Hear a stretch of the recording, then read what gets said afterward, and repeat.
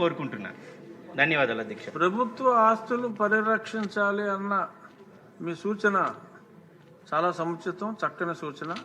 బొజ్జల సుధీర్ రెడ్డి గారు.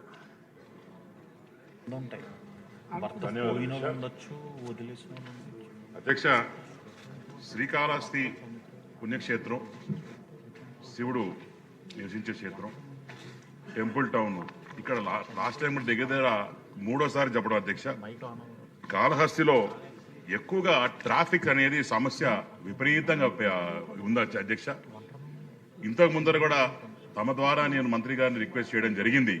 అక్కడ traffic station పెడితే బాగుంటుంది అక్కడ. ఎందుకంటే దగ్గర తిరుమలకి 75,000 నుంచి 80,000 ఫుట్ఫాల్ ప్రతిరోజు వస్తుంది.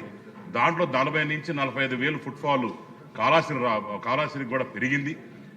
తద్వారా అక్కడ ట్రాఫిక్ జామ్స్ ఎక్కువ అవడం, ఇబ్బందులు, ఎవరైతే భక్తులు వస్తున్నారో వాళ్ళందరికీ కూడా ఇబ్బందికరంగా ఉంది అధ్యక్ష. ట్రాఫిక్ ఒక పోలీస్ స్టేషన్ కూడా రిక్వెస్ట్ చేసాం. ఇప్పటివరకు కూడా దాని గురించి తగిన చర్యలు తీసుకోలేదు అధ్యక్ష. పైగా శివరాత్రి ఈ టైంలో కూడా బాగా ఇబ్బందిగా ఉందని చెప్పి మీ ద్వారా మంత్రి గారికి నేను తెలియజేసుకుంటాను. అట్టనే రెండో విషయం ఏంటంటే అధ్యక్ష, దగ్గర 1,100 మంది పైచీలకు కాంట్రాక్ట్ బేసిస్ కావచ్చు, పర్మనెంట్ బేసిస్ కావచ్చు, శ్రీకాళహస్తి టెంపుల్లో ఎప్పటి నుంచో పనిచేస్తున్న విషయం అందరూ తెలిసిన విషయం అధ్యక్ష. కానీ ఇక్కడ చూస్తే తిరుమలకు కావచ్చు, శ్రీశైలం కావచ్చు, కాణిపాకం కావచ్చు, ప్రతి చోట కూడా మరి వాళ్ళకు ఒక హాస్పిటల్ అనేది వాళ్ళకు ఉంది అధ్యక్ష.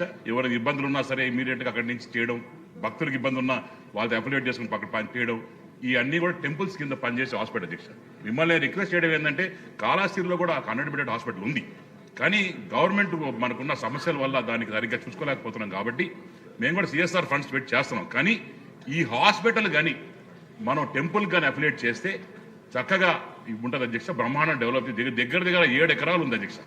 హాస్పిటల్ బ్రహ్మాండంగా డెవలప్ చేయొచ్చు టెంపుల్ ద్వారా కానీ మనం అఫిలియేట్ చేయగలిగితే అని చెప్పి మీ ద్వారా రిక్వెస్ట్ చేస్తాను.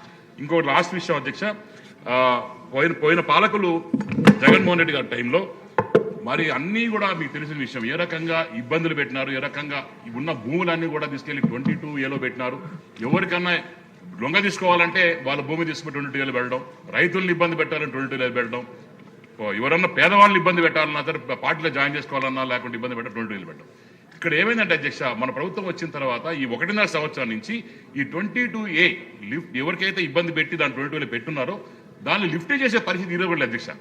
తద్వారా ఏమవుతుందంటే, ఎవరైతే పేదవాళ్ళు ఉన్నారో వాళ్ళకి ఇంటి పట్టాలు ఇవ్వాలన్నా లేకుంటే దాన్ని తీసుకెళ్లి మళ్ళా వడికాల్ ఎంజాయ్మెంట్ పట్టాలు ఇవ్వాలన్నా లేకుంటే వేరే దాంట్లో ఉన్న ఈ పట్టాలు మార్చాలన్నా కూడా ఈ 22A తీస్తే కానీ మార్చలేని పరిస్థితి అధ్యక్ష. మా దగ్గర మా దౌర్భాగ్యం ఏంటంటే, ఎక్కువగా డీకేటీ పట్టాలు, ఎక్కువగా గవర్నమెంట్ స్థలాలు డీకేటీ పట్టాలు ఉండేది కాళహస్తిలో. అందుకోసం మా దగ్గర ఫ్యాక్టరీలు కూడా ఎక్కువ వస్తూ ఉంటాయి.